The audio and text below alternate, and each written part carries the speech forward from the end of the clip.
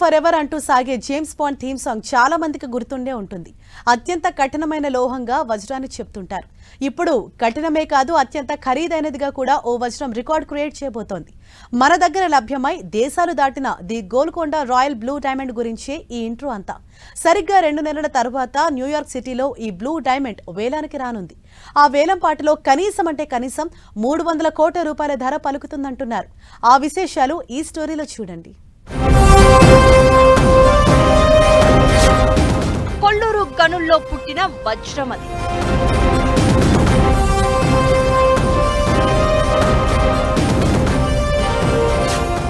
New York లో వేలానికి సిద్ధం.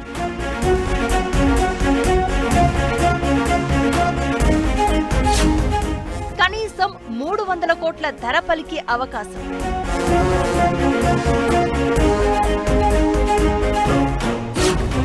ఆ పైన 430 కోట్లకు కూడా పాడొచ్చు.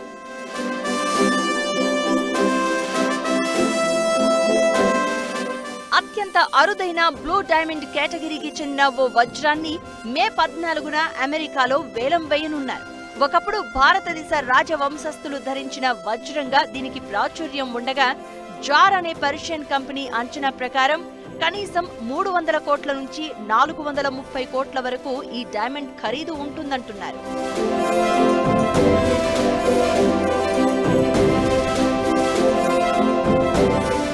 మే 14న న్యూయార్క్ లో క్రిస్టీస్ అనే సంస్థ అరుదైన రత్నాలు, ఆభరణాలు, వజ్రాలను వేలం వేయనుంది.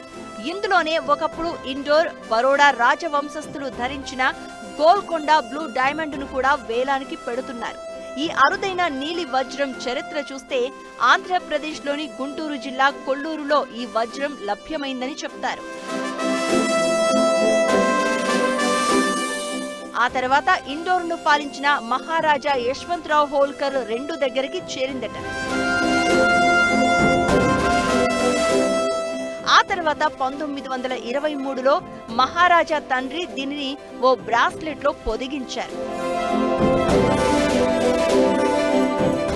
అనంతరం ఆభరణాలను రీడిజైన్ చేయడంలో భాగంగా ఇండోర్ పియర్ వజ్రాలతో చేసిన నెక్లెస్ లో ది గోల్కొండ బ్లూను అమర్చారు.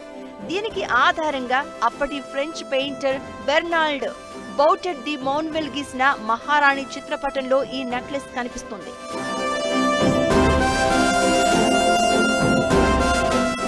కొన్నేళ్లకు అంటే 1947లో ఈ వజ్రాన్ని న్యూయార్క్ ఆభరణాల వ్యాపారి హ్యారీ విన్స్టన్ కొనుగోలు చేశాడు. అయితే తిరిగి అది బరోడా మహారాజా దగ్గరకు, ఆ తర్వాత ప్రైవేట్ సంస్థల చేతుల్లోకి వెళ్లినట్లు తెలుస్తోంది. తాజాగా ఇప్పుడు ఈ రేర్ బ్లూ డైమండ్ వేలానికి రావడంతో అందరిలో ఆసక్తి వ్యక్తమవుతోంది.